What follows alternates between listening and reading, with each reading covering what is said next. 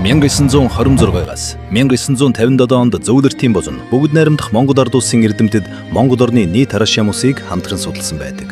Тус судалгаагаар Монгол улсад нийтдээ 232 төрлийн арашаан байгааг судлан тогтоож, арашаан болгон өөр өөрийн онцлогтой эрдэсийн агуулмж харилцан адилгүй болохыг бичиж тэмдэглэж үлдээсэн байдаг.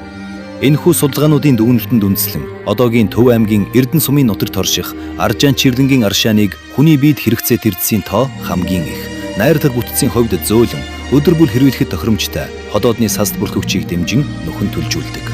Хоол боловсруулах эргэтэн системийн байгалийн эмч хэмээн үзэж 1955 онд 100 хүн зэрэг хэвтэн эмчлүүлэх хүчин чадал бүхий сувлил үүсгэн байгуулж байсан.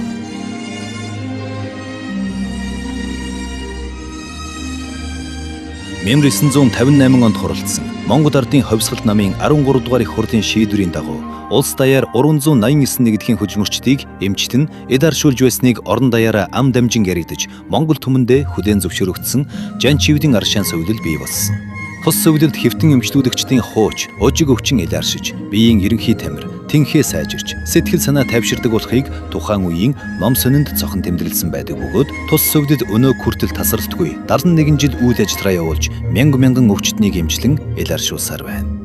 Түүгээрч зогсохгүй. Хандгайтай Жан Чивдэн сувлилийн аршаан нь зөвхөн Монголдо төдийгүй. Бүгд найрамдах Хятад ард улсын 20 цэрийн лаборатори, хил хамгаалал, ардыг эрүүжүүлэх газар, Бээжингийн төв лабораториудад суллэрдэн хүний биед хамгийн хэрэгтэй эрдэсээр баялаг. Үнэхээр ходоод гидсний байгалийн эмч болох нь хянан баталгаажиж, бүгд найрамдах Хятад ард улс 1.4 тэрбум иргэнийхээ эрүүл мэндийг Хандгайтай Жан Чивдэн сувлилийн аршаанд даатгаж, албан ёсны эрхтэйгээр экспортлогдож байна.